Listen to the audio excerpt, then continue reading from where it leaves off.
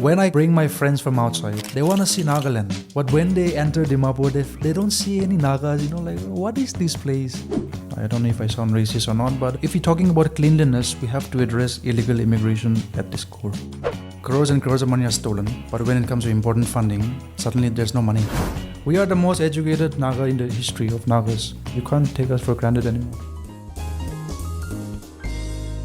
When did this whole thing start? Because I remember you just said like a couple of minutes ago that you were an unsuccessful model. I was not a legitimate model.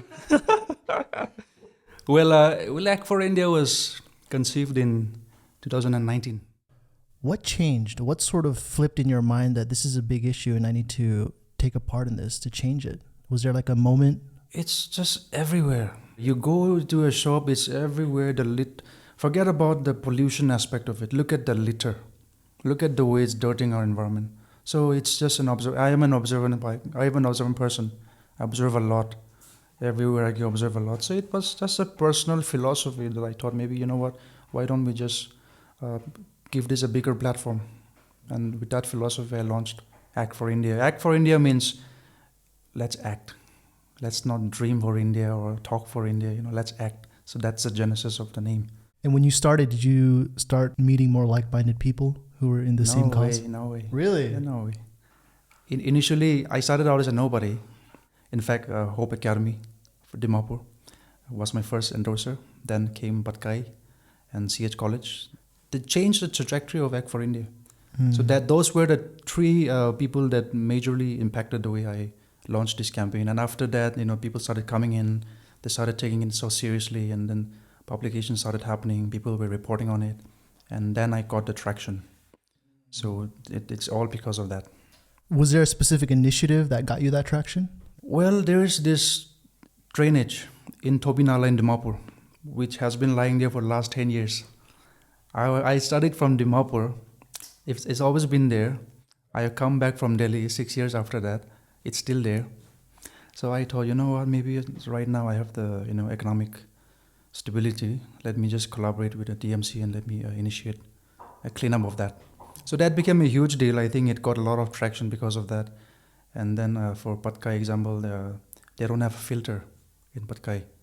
So I donated 1 lakh, and which will be utilized for building water filters and infrastructure, basically. So those kind of publications started happening, and then I was selected for G20 to represent Nagaland in G20 Delhi Summit. So those kind of publications really helped me. Wow. So you really got hands-on. Definitely, yes. At the beginning, and you saw sort of the damage that was being done. Yeah. What was sort of the worst damages that you saw? You talked about the drainage. Mm-hmm. The thing is, there are so many forms of plastic, Plastic. I brush my teeth with the plastic toothbrush today. So, we have to start somewhere. I focus mostly on the plastic aspect of it, especially in school campuses and college campuses. And for phase 2, we are entering the government agencies for the government employees, because you think kids only need education. These adults they really need help, man. Is it harder to change the minds of the older generation than it is to change the minds of the younger when it comes to anti-plastic? I don't think so. I think it really depends on the value system of the person. Some people are really young and they dress really well, but their mindset is really 50 years behind them. So I think it really depends on the value system of the person. I've met a lot of older people who are in the positions of power. I just need 3 minutes to explain them, and they get it.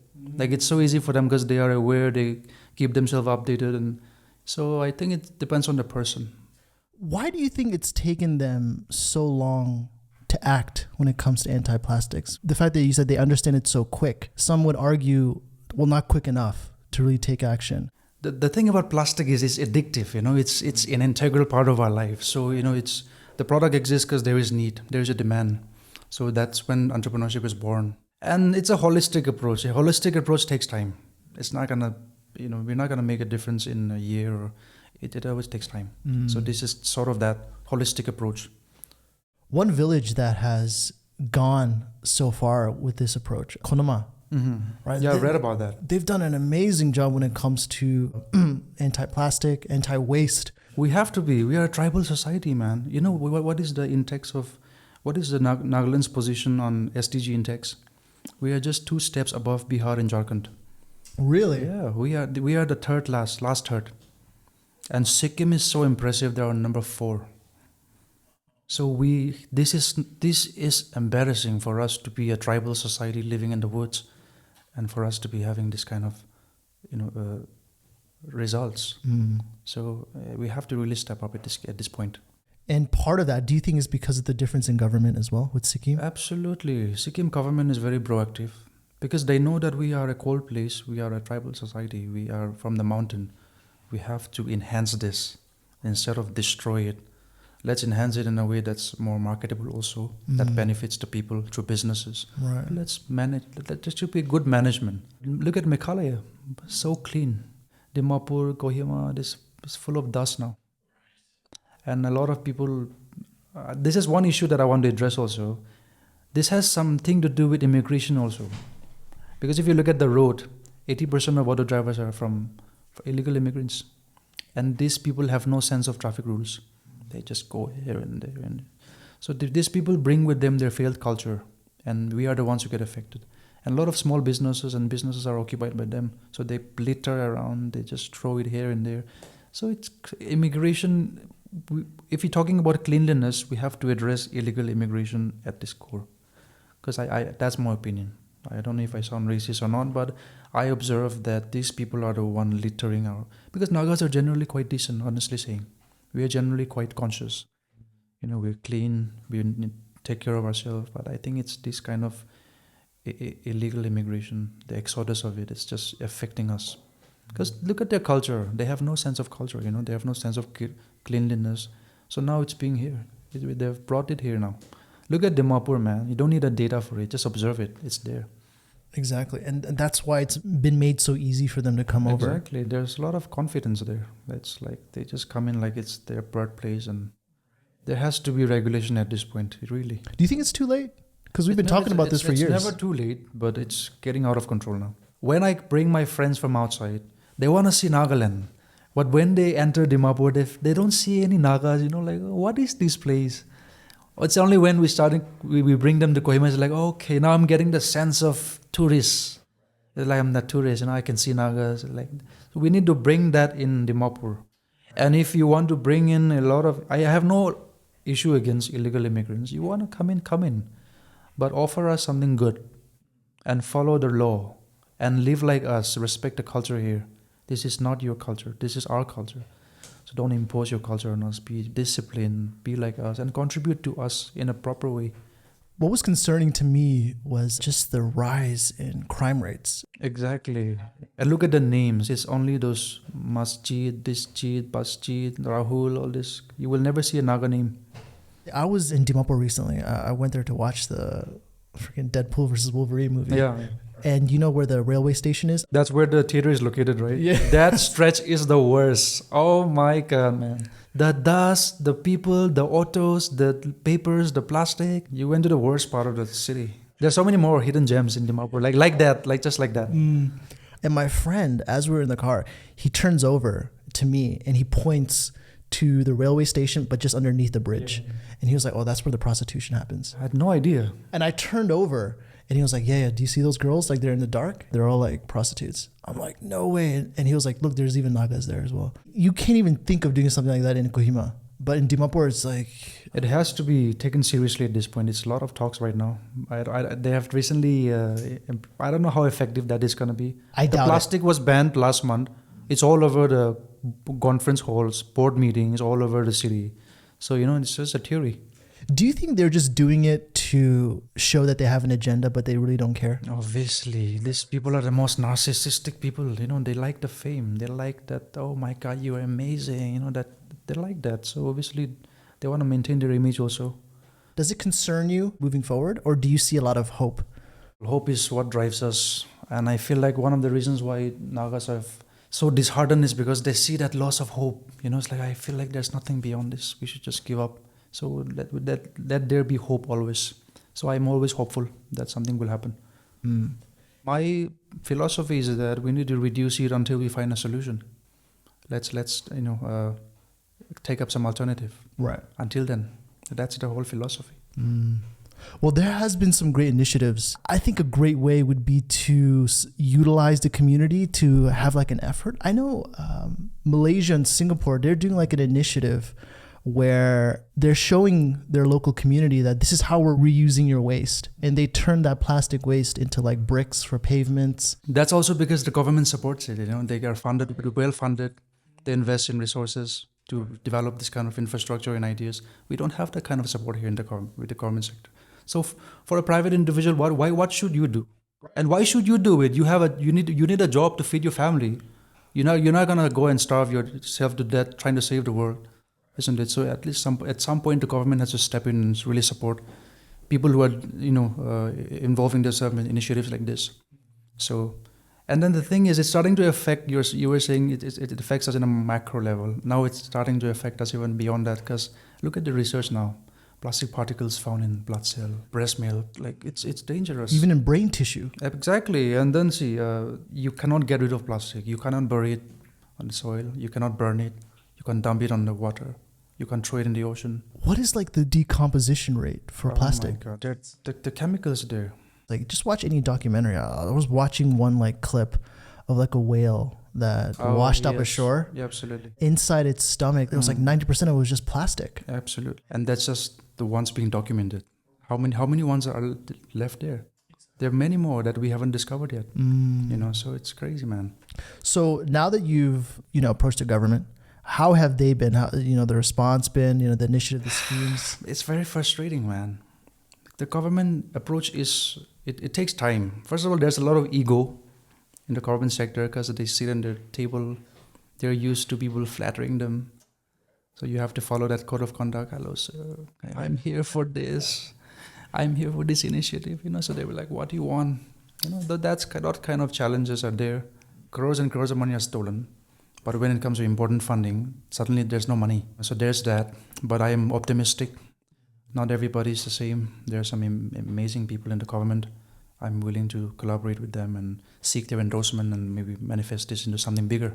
So the first phase was with the private schools. With the private schools. Yes. And how was that initiative? I don't go randomly. I research. I look at who is the administrator. What is the mindset of that? I look at 4 metrics. That's metric number 1. So second metric, I look at, okay, what is the decision-making process? Because I don't want a lot of complications within the, implementation. I have to approach this board member, then this one, then this one. So if the decision-making process is easy, that's metric number 2. So 3, student ratio, and 4, the fee structure. You don't want to be burdening the poor ones. If you look at environmental issues, environmental studies is already in the syllabus of NPSC, class 1 to 10, 11 to 12. College level, I studied also. Students are not learning from those curriculum because they're studying for marks. They memorize it, they puke it out, nothing goes beyond that.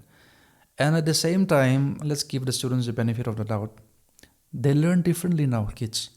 They don't learn through books, they learn through ads, they learn through YouTube, initiatives. So I want to make learning fun. What responsibility do teachers have in that, in making education fun? Teachers know their responsibility, but the thing is that their method of education is becoming outdated. Now we have to look at what kind of approach shall we take to teach this kid about a certain issue, because we've been following the same method for the last, 60 years. The classrooms haven't changed. We're still using boards. The same method is being, taken up.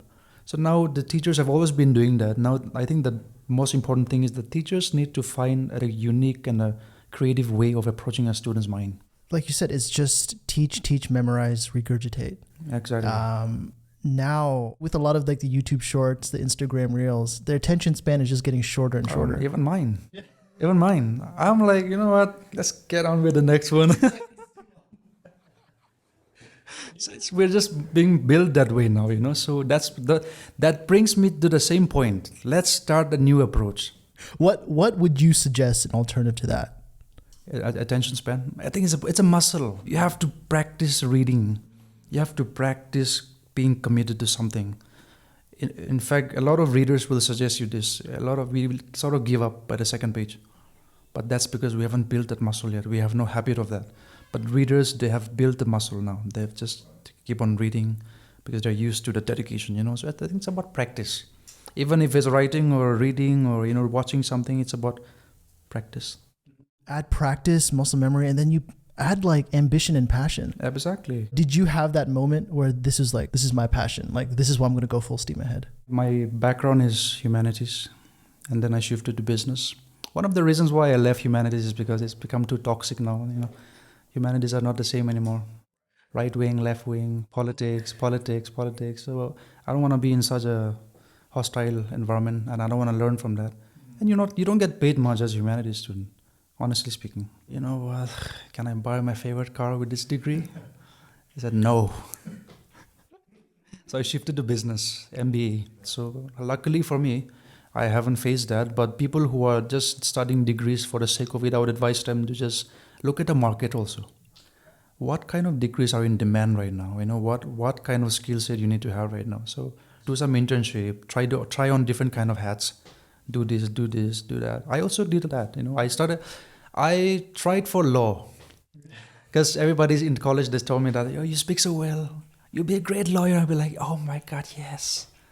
Let me be a lawyer. I'm like, and then I didn't clear any exams of law. So I gave up law. I tried law for 2 years. I couldn't get it. So I enrolled myself in one humanities college. In an interview, I had some exchange of words professionally with the panelists on some political issue. And then I did well too. I was very eloquent. I was very reasonable. And I thought he would take it in the same spirit in a professional way. And when the result was declared, I was very low on that field. And I know I did so well. The division of mindset, right wing and left wing and centrist and which is fascinating because a humanities school is supposed to entertain different ideas. Exactly. You might not agree with it. It's a liberal arts. And that's happening in the West mostly now. It's coming to India also. Look at Delhi. Some of the colleges are like fully right wing and left wings. That's why it's so important for kids to explore. Don't jump into a degree as soon as you graduate just because your parents say it. The thing is that this is a bit tricky with this passion, follow your passion kind of philosophy, because what's passion when you have a family to feed or when you don't have food on your table? Right. So I think for kids like that, you have to really figure out what can you do right now. Forget about the passion. Sometimes just leave your passion aside. Do something until you find the push that you need. I happened to see that firsthand. We had recently a job interview. Almost 90% of these candidates, they were financially non-secure. In fact, they came from like families of tens. Yes. And the way that they were talking was, I just need a job, Yeah. any job. Yeah, passion doesn't matter that in that scenario. Exactly. Sure, do you want to like be a motivator speaker or something? But at the end of the day, if it doesn't keep food on the table, what's the point? That's not a job to begin with. Just like being an influencer is not a job. So Yeah, you know the term that I hate the most these days? Instagram model. I hate God. that face. I was under an agency, but I was still hesitant to call myself a model. I think there's a lot of delusion today because of social media. Because you can get famous within this 15-second video. And fame is not a value. But what if people are making fun of you because you got 1 million views? Just doesn't mean they're like, oh my God, that's amazing. Maybe they're making fun of you. And they equate that to, oh my God, the value. It's not a value. A perfect example, Tuah girl. Do you know that girl? Oh my God. But I find it to be funny, but we should not endorse her beyond a certain level.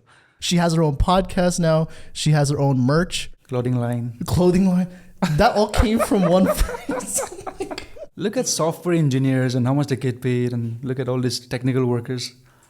They don't get paid much, and these people suddenly come out of nowhere and to go viral, and they start getting endorsements like 1 million.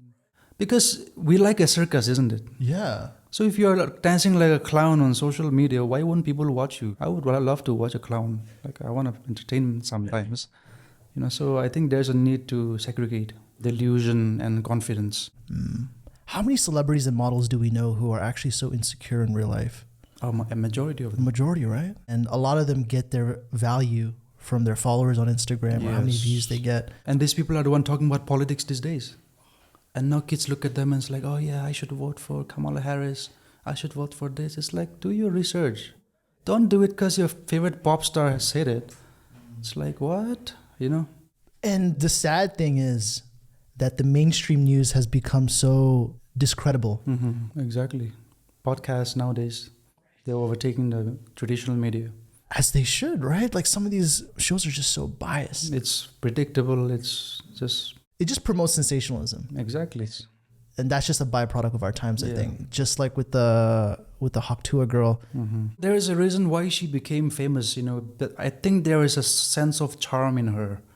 She did not look like she was trying to be funny. She was natural, and that's why people liked her.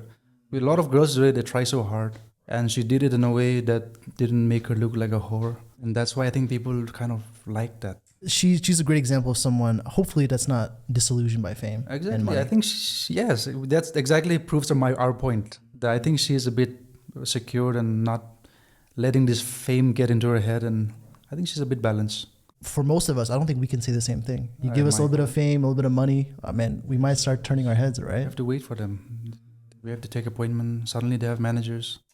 It's crazy.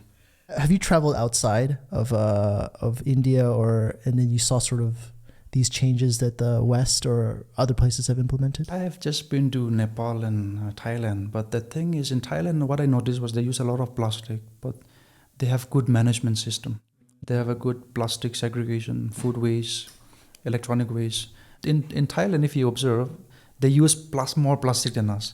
Even just for the basic thing, they buy plastic. They have a good management. They will recycle that, so it's like that. Well, I agree 100% with that. I remember when I was in university, and this was when I was very uneducated when it came to anti-plastic or anti-waste. Yeah. And in the West, just like in Thailand, all their garbage disposals, Exactly. it's color coded. So it's Yes. green for the recycling, of course, gray for the e-compost, and then you have the organic waste. Yeah. And plastic and paper are separate as well. Segregated. And my girlfriend at the time, we were in our university lunch mess hall, and it was like 30 minutes away from our class, so we just wanted to grab something to eat. I had like a Subway sandwich. It was half eaten, and by the time we realized, it was like, we got to get to class. So I had this half-eaten Subway sandwich.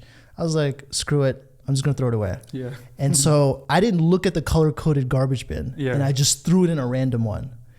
And my girlfriend at the time, she turned to me, and she looked at me with like a mixture of frustration, annoyance, Are you from Nagaland? yeah, and just like pure shock. And then she was like, why did you do that? I was like, what do you mean? What did you tell her? I'm from Nagaland. Bro, we don't even throw it in the garbage bin, man. We throw it on the floor. But it got to a point where I was like, who cares? I was like, I just put it in a garbage bin. And so she turned, opened the lid of the garbage. She stuck her hand down, took the half-eaten sandwich, and put it into the correct garbage bin. So that opened my eyes. I'm like, man, these white people, they take their garbage seriously. And it's what you were saying. You have to teach them on a mental level, and it only builds up from there. And that was a facilitation by the agencies or institutions. Maybe it was a college campus. Maybe it was a municipal level. So these things has to be implemented. In fact, we launched a food segregation video with students of Hope Academy, where we explain the importance of waste segregation with some of the students from Hope Academy. Extremely smart. They're so little with their tiny voice, and they were like, It starts from the beginning. yes. What were the more challenging things when you were starting this business? One of the things you said was trying to convince people. Convincing people was the most challenging because, first of all, they look at you like you are here to loot them. They look at you like, if I do this for you, you're going to get some money. So what? I have the right to livelihood. Our prime minister was a former tea seller. Don't people have the right to livelihood? So it's okay if I earn from this initiative, but look at the broader picture. Because first of all, they're so egoistic, like I said. I cleared NPSC. Who are you? Why are you sitting like the way you're sitting? You should be underconfident and timid. And I don't have that aura. I'm a very confident guy. Mm-hmm. Even if I go into the highest level of office, I'm gonna know my worth. I'm not gonna beg you. I'm gonna be composed. I'm gonna sit confidently with my shoulders straight. And some people don't like that. Especially here, right? I think a lot of people don't like that. Oh my God, you have to flatter them. Yeah, so I'm not like that. Some people like that, some people don't like that. I don't think there's an in-between with that. And I don't think you'd want to work with people who don't like that. Yeah. Right? Yeah. Because then it just shows their personality anyway. It exposes your character. Right. That guts you need. That Donald Trump kind of energy. Let's do it. That kind of, the lack on that. But for me, I don't mind if I get an endorsement or not, as long as they treat me respectfully. But some people are so disrespectful. I'm talking in front of them and they're in their laptops, like, okay, hello, yeah, what is it? Those kind of things I face a lot, especially from the males. From the males? From the males. Has those modeling skills, you did it for 2 years. Yeah. Has those translated into how you approach people, how you approach these kind of conversations? First of all, modeling is a toxic environment. Some of the most toxic people are in modeling industry. The kind of vicious, organized viciousness, those kind of people are all in the modeling industry. In fact, Jordan Peterson, he differentiates between feminine aggression and masculine aggression. So he argues that masculine aggression is through outright physical violence, and that's it. But feminine aggression is through gossip, character assassination, innuendos, and all these kind of things are all in the feminine aggression, and that is so relevant in the modeling industry. So I'm used to that. So even if I come across people who don't treat me the way I want to be treated, it's okay. It's part of my job. But now, Maya Angelou once said that, I always remember this whenever they mistreat me. Maya Angelou once said, your legacy is every life that you touch. So when we think about legacy, we think of, I did this, I achieved this, I'm an officer, but it's really every day what you do. Because I walk out of meetings sometimes feeling so good because of the way they treat me. I will remember them for the rest of my life. Well, I think that's one of the things that are changing, because in the old ways of doing business, we talk about political correctness. But one of the good things that have come out of this is the fact that we are starting to see that normal employees, they won't stand for mistreatment anymore. They know their word. They know their rights. We are the most educated Nagas in the history of Nagas. I mean, look at the present generation. No Nagas have ever been educated the way we have been educated. So people are stepping up. You can't take us for granted anymore. Yeah, the Gen Z, they are the most delusional. But yeah. Yeah, there's a certain fascination with that, right? How much delusion can affect the way, positively, in the way that you build your career. Have you seen that video where a little kid was asked, what is the name of your school? And the kid says, my school did not pay me for advertisement. And she's a little kid. We're growing more bold. I like that. In a way, does it kind of worry you that, man, like we are growing more bolder, more progressive? There should be a balance. So don't get yourself too delusional. Just have some value system within you, so that even if you become successful or even if you fail, the core value of what really defines you is still there. That's going to drive you ahead, whether you fail or whether you succeed. Money reveals who you are. Money doesn't change you. It reveals who you are. If you're a bad person and you are not rich yet, and you become a bad person after getting the money, that's who you've always been. It's just that you needed that revelation. Is that one of the reasons why when you talk about your 4 criterias, one of them was intention? Exactly. Who is the decision maker? How is she? How is he? I take that seriously. If you don't agree with my proposal, it's okay. It's a part of my job. I'll take it like a professional. I'm not gonna feel bad. So just be open, just be genuine, honest, just be a human being, be decent. That's it. I think a lot of us could learn something like that, because you're like 26, right? 27. Oh, so you're like a year older than I am. And I would say I'm pretty like hot-headed. Oh, I was. It's been a journey. In fact, I have road rage even now. Yeah, it's like, you stupid ass. It's like, even when I'm going for a meeting and somebody overtakes me in the wrong, I'm like, So I'm still getting there. I haven't been here yet. It's a process. The kind of road rage that pisses me off the most, like that just puts me over the tipping edge, is government officials when they get their freaking cars, 4 or 5 cars, and they just cut through traffic. On Monday, I was stuck in traffic for 2 hours in Kohima, and there was one Fortuner who was just going. Like, there was nobody to stop them. If I was coming from that side, I would stop them. It's like, go to your line. Who the hell do you think you are? Where do you have to go that's so important? And they're always late, by the way. They act so busy. It's like, and they're 1 hour late. Sir, do aji nahi ho. Sir, do 1 hour late aayi ho. They're never on time. They are never on time. So I don't know where they're going, these officials. I theorize that it's like a power play. Power drunkardness. Right. And if you have those things on your mind, how are you able to ever move forward? Yeah. When you're stuck in that small, narrow mindset. Yes. I kind of get where you're coming from. Forget about anti-plastics. You're trying to talk to them to get over their own ego Yeah. before they can take that step into anti-plastics, which is so difficult. It's so difficult, man. So difficult. But now there's no other option. You have to go through the channel. But the thing is that my parents had a lot of good values growing up. They taught us, be kind, never be jealous of people who have more than you. They never compromised on our education, even though sometimes it was hard to pay the bills. They never compromised on our education. And so it was the value system that was ingrained by our parents because of that also. And there was a lot of rock music growing up. My mom is a big fan of rock, Skid Row and Def Leppard, and a lot of Bob Dylan. So it was a good family. We were not people with political connection, but there was a lot of good value system. And I think that is manifesting every day in my life now, the reflection of that. Because look at the broken families we have today. They have billions and billions, but they're divorced. They don't talk to each other. The siblings don't talk to each other. The siblings hate themselves, hate each other.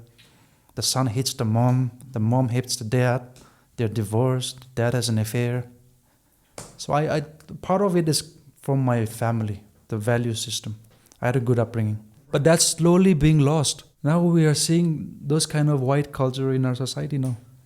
Hey, I mean, you've lived in Dimapur, so you can correct me on this, but the flexing culture is there in Dimapur. Oh, look at the weddings. Oh my God, the kind of weddings they're having. The cars and the houses, it's just... Even if you have a wedding worth 15 crores, just be a good person, respect people. But if you have all of that and you still disrespect people, you look down on people, it's like, okay, this is who you are.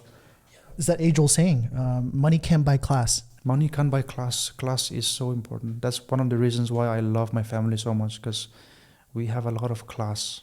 We don't beg people, we know our word. It's like we take care of ourselves, we dress well. Actually, a lot of the value system came from our grandparents, because my great-grandfather was the second Naga to go to England, to go to a foreign country, in 1909 or something like that. He was a teacher at that time. He was a pandit. And then my grandfather was a deputy director of education department. He was also the secretary of NBSC, Nagaland Board of School Education. So in fact, if you look at some of the people who have wrote about them, they will write things like, at Seromo, that's my grandfather. He's known for utilizing the funds and sending it back, the money that was left over after the project was done. So those kind of ethics, the value system, I think it's all from the bloodline. And I would imagine, because you said at the beginning that you are a very observant person. Yeah, definitely. It's a gift. I've always been very observant. I will observe the way they speak, okay, the way their body posture. It's like, okay, you don't respect me. It's a basic instinct. When somebody looks down on you, you just know. Just know from the tone of it. It's like, okay. Most people, if you have this gift, you can figure out your first impression with them like the first 10 seconds, I think. Yeah. It's very quick. With most guys, I don't think we have that. It's something that has to be nurtured. Yeah. But I find with most girls, they consciously know it. I think that's a biological difference. Girls are gifted. Guys are a bit stupid in that case. But that's what makes us different. That's why girls should not be like guys and guys should not be like girls. It's just maintain your biological uniqueness. And biology, do you know, in research they say that your biology manifests in a way you choose your careers also. Oh, 100%. It's not an accident that we have 70% males in engineering. That's a consequence of the biology. Even in nursing, if you look at it. Equality of outcome, there can never be 50-50. Yeah, Jordan Peterson has an amazing talk on that. He changed my life, by the way. I read his book in 2019, 12 Rules for Life. And the chapter 2 where he talks about the lobster, that really changed my life. You should read that book. What does he say about the lobster? He basically, so lobsters, and what they do is they fight for dominance. And whoever wins the battle, chemically, they get a serotonin boost. So that makes you confident and more confident. And now the females will like you because you have won. And the person who has lost, that becomes chemically disadvantaged because of the less production of serotonin. So even in humans, it's like that. If you win something, if you achieve something, it always gives you that boost, the dopamine, the serotonin. And when you don't engage yourself in serotonin boosting activities, you fall back and back and back. And it's hard to climb up the ladder. And it's hard to be confident also. So it's very chemical, So he points out the difference between that. The lobster chapter is the best. It's like, wow, this is why I'm stupid. It's like, okay, it's like, Well, the reason why people like Jordan Peterson are so polarizing is because young men can relate, because they're just Exactly. tired of society telling them who they should be. exactly. It was like a ray of hope for young men. It's like, okay, we have never been advocated for. We have never been taken seriously. So I think that's how we became famous. Well, that's a number one reason why people like Trump, whether you like him or not, it's another big reason why Andrew Tate has become such a polarizing It's figure. not going to be up there for no reason. Something has really put him up there. And it's the young adults that really resonate with what he's saying. It's hard to make sense now what he's saying, but when he was in that initial rising stage, he made a lot of sense. I feel like part of the reason why Andrew Tate exists is because of Jordan Peterson. I think Jordan Peterson sort of gave that boost to every male. So I find him so interesting. He speaks so well, by the way. Oh my God, he speaks so eloquently and so accurate, the words. That's one of the reasons why I stress so much, like a lot of Nagas think having a good English is a communication. I always say this, communication is a skill. English is a language. Try to master both. If you master both, you are unstoppable. In fact, I have a very controversial opinion. I don't think Shashi Tharoor is a good speaker. Like, he's just good in English. But the actual oratory skills, I find that from Smriti Irani. So Jordan Peterson is an example of that. He also says that if you can write and read and articulate your words, you are unstoppable. And what I found with people like Jordan Peterson, he's not like he's not using big words. He's just articulating his thoughts in such a way that connects and relates to a lot of people. Where people are like, exactly, that's how I've been feeling. Yep. But they just weren't able to put it into words. There was no channel. Right. There was no channel for that. And they didn't know how to express that. It took me a lot of practice to read his book. I had to read his page 3 times.